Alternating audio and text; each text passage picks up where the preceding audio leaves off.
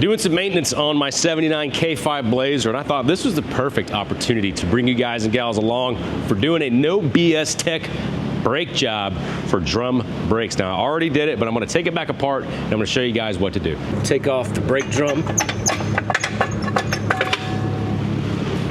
The first thing I like to do with any brake drum job is snap a couple pictures of what you're working with.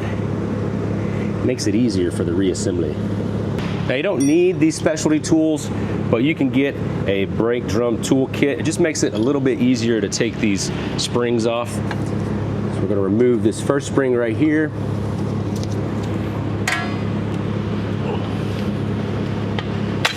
Remove this spring. Remove this spring.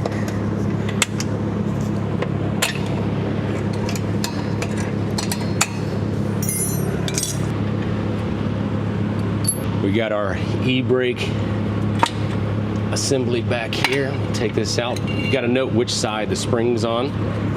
This is the e-brake bracket. The e-brake cable attaches to it at the bottom of this, and there's a retention clip up top. So we're going to go ahead and pop this off.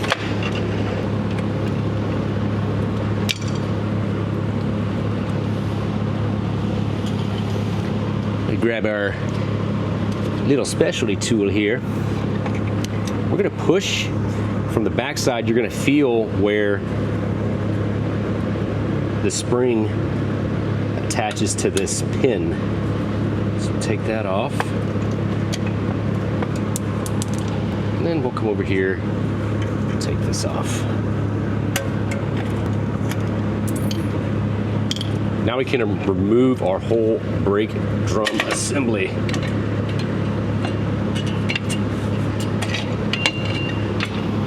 Here you can put some anti-seize on the contact points.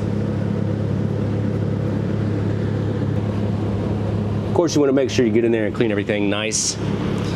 On every brake drum, they have this expander. This is basically a spreader to every time you apply the brakes, the wheel cylinders activate, and it pushes down on this gear or sprocket, and the sprocket will open up and continue to increase the pressure on the brake shoes while you're braking. So you want to take this apart and do some anti-seize on the threads of this so it moves nice and freely.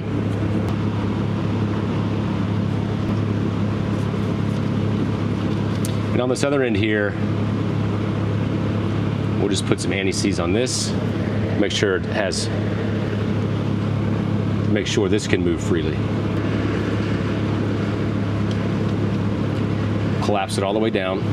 Grab your new brake shoe, and then you'll slide it up here.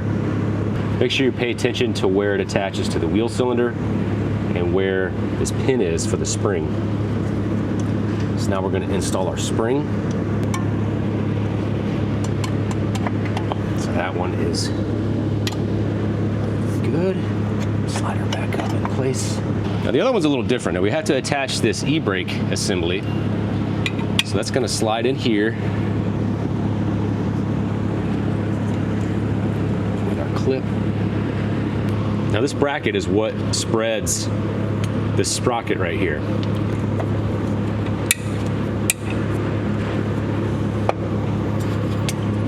Set this up here.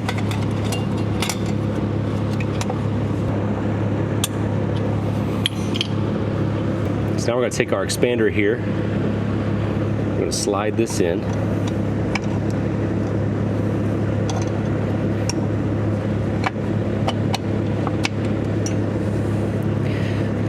Our spring, sneak that in as well. Can actually get this one with a set of needle nose pliers. Okay. Now we grab our e-brake bracket. Slide that in there. Spring goes to the front side.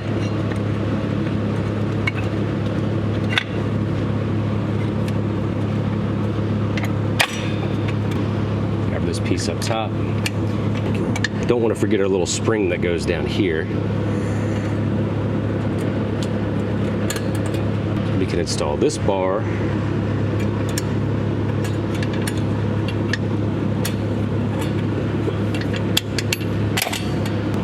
Install this spring.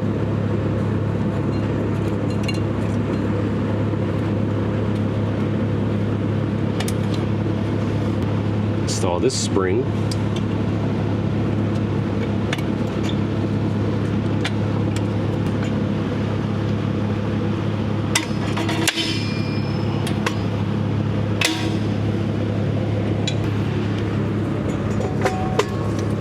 Reinstall our drum.